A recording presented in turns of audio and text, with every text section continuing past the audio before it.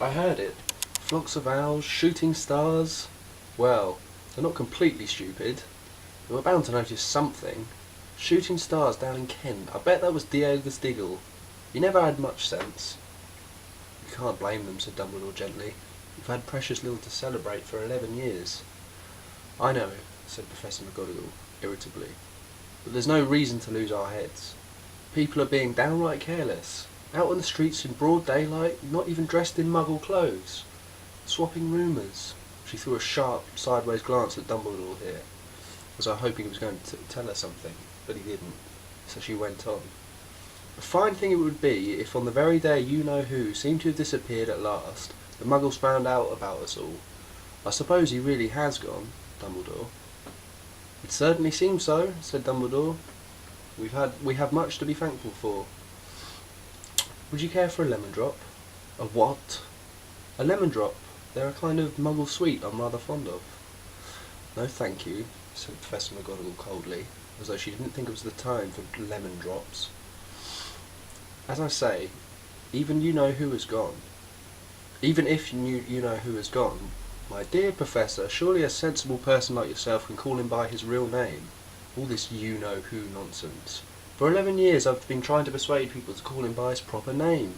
Voldemort. Professor McGonagall flinched, but Dumbledore,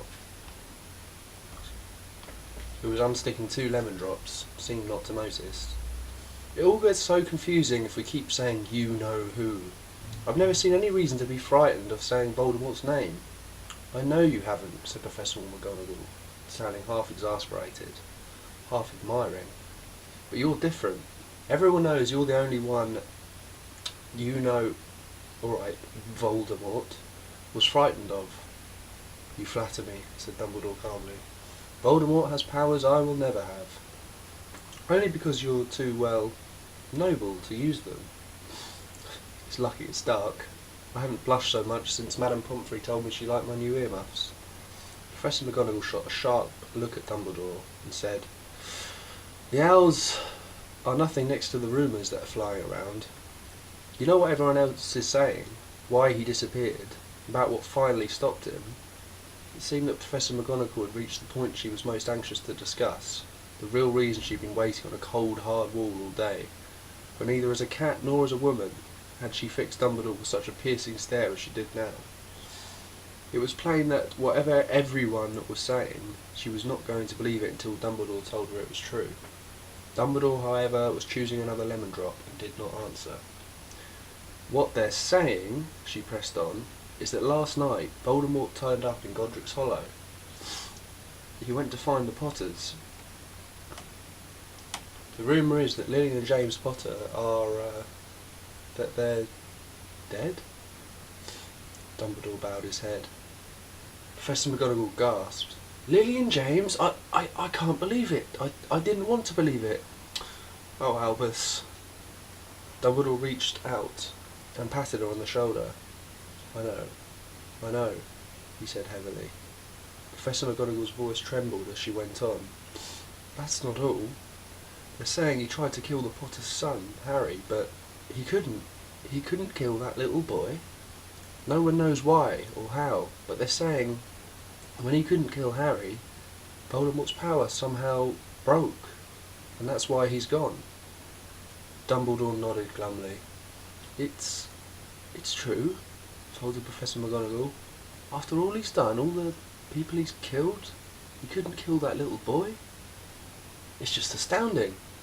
Of all the things to stop him, but how in the name of heaven did Harry survive? We can only guess, said Dumbledore. We may never know. Professor McGonagall pulled out a lace handkerchief and dabbed her eyes beneath her spectacles.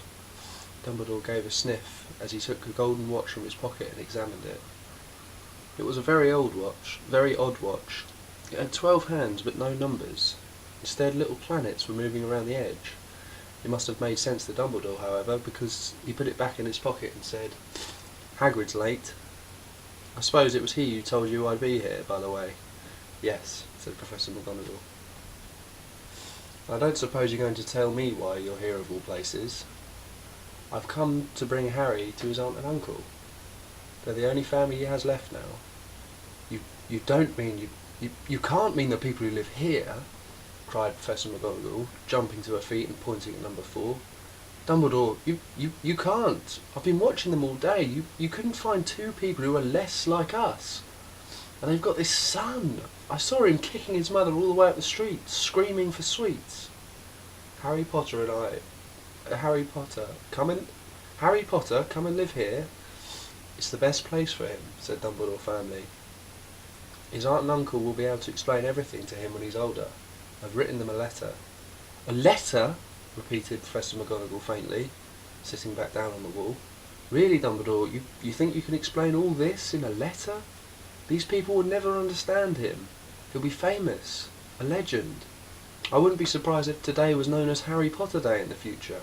There will be books written about Harry. Every child in our world will know his name. Exactly, said Dumbledore, looking very serious over the top of his half-moon glasses. It would be enough to turn any boy's head. Famous before he can walk and talk, famous for something he won't even remember. Can't you see how much better off he'll be growing up away from all that?